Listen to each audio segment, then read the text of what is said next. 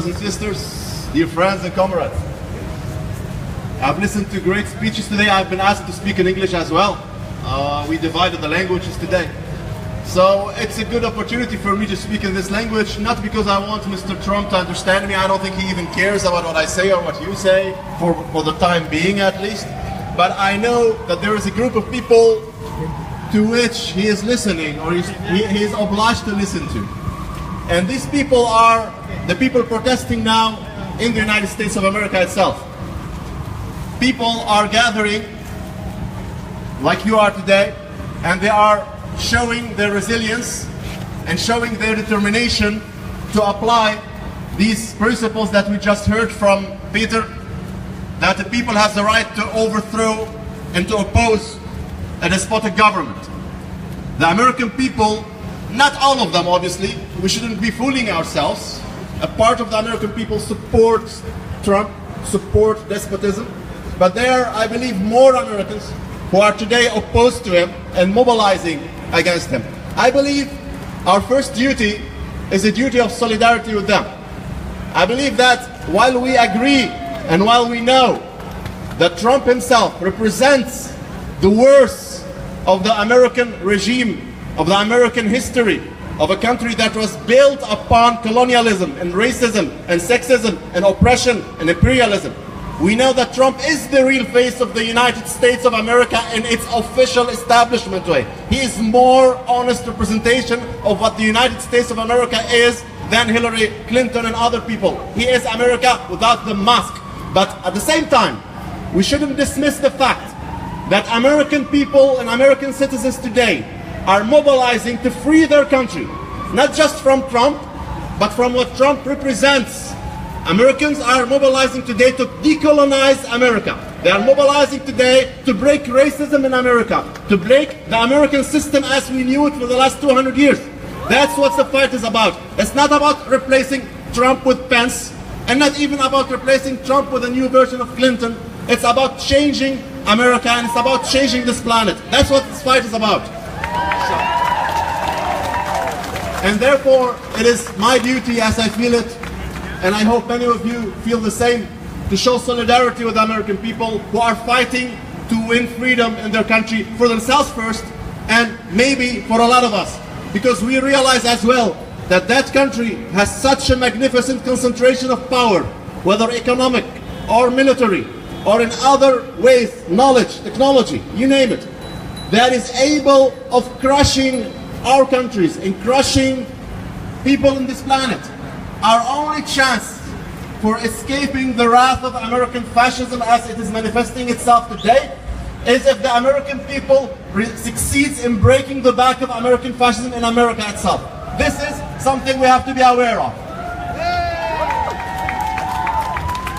My second message today is for us here in Belgium, for our people here, and for our politicians.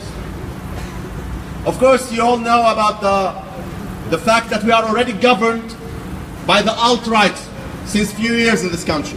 The NVA, Nationalist Party, is an alt-right. It is an alternative right to Vlaams Blok, right? You know, that's how they present themselves. They are alt-right in their own rights. And they are already executing an agenda that goes beyond what Trump already is doing. The agenda of the NVA goes beyond Trumpism. Actually, if it wasn't for the size, if it wasn't for the quantity elements, maybe Trump is a little student of the NVA and their like parties in Europe. The law that has been passed a few days ago is much more dangerous than the measures that Donald Trump took in the United States. It is a law that gives politicians, gives the structure of political power in the state, not the judicial structures, but the political power, including what people call, you know, the police, what they call in Dutch parquet, I don't know how they call it in English, the public prosecutor. These are political people. If it was up to them, I would still be in jail since 2003. If there was no separation of power in this country, I would still be in jail now. Because I made a position, because I made an opinion, right? The fact that there was a separation of power. The fact that judges could decide independently from politicians is the only guarantee that we have for democracy as we know it. We might not be satisfied with this democracy, we might be critical about it, we want it to become better. I'm like that too. But at least we have that. At least we have liberal democracy. If we compare liberal democracy with what was before it, then I think the choice will be clear. Today, the fight of the alt-right in America and in Europe is against this democracy, is against these structures, is against the rule of law, is against judges. This is the target. They want to break the rule of law. Because if they cannot break the rule of law, they cannot break me, they cannot break you, they cannot break us. They want to break the rule of law.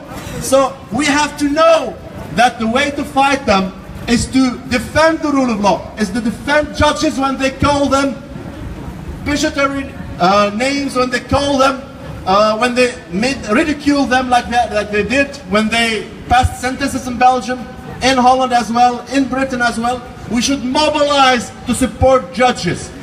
In America today, a comrade of mine yesterday sent me a message on Facebook, and she asked me to pass you a message from an American. Actually, she's Belgian, but she's living in the United States and she's activist there. And she told me, listen, resistance is working. It is because we are mobilizing in New York that judges feel empowered by our mobilization and they dare to confront Trump. If there was no mobilization in the streets, they will not dare to confront Trump. If there were no mobilization in the streets, people will not boycott the fashion line of Melania. Okay? You might think it's silly. It is not silly. These things work. These things get into them. And that all starts in the streets. So here too, if we want to stand up for the policies that are being pushed against us, we have to mobilize. Even if we are with a few here, it can build up. I'm very disappointed that some bigger organizations did not really feel the need to mobilize yet. That we see the usual suspects, but but at least there is a mobilization, there is a sign, and it can grow. And believe me, the people who will fight the fight for us on other levels need us. We're fighting for them too. There are judges in this country hoping to see mobilizations against the deportation law of Theo. There are judges hoping of that, and they are trying to gather courage out of such things. Okay? And my final words are, I believe we should have no compromise whatsoever with the upcoming fascism. There is fascism building up. It is no more a euphemism. It is no more an exaggeration. A few years ago, people would have shook their heads and said, oh, really, do you think so? I think today people realize that it is no more something that we should laugh away. This is happening, people. It is not happening like in the 30s. Obviously, we are in 2017. It will take different forms, it will take different shapes, but it's happening, it is occurring. So, in face of fascism, there's no compromise. In face of fascism, there's only resistance. We just have to mobilize. We have to break the back of fascism, otherwise fascism will break our backs, all of us. Thank you.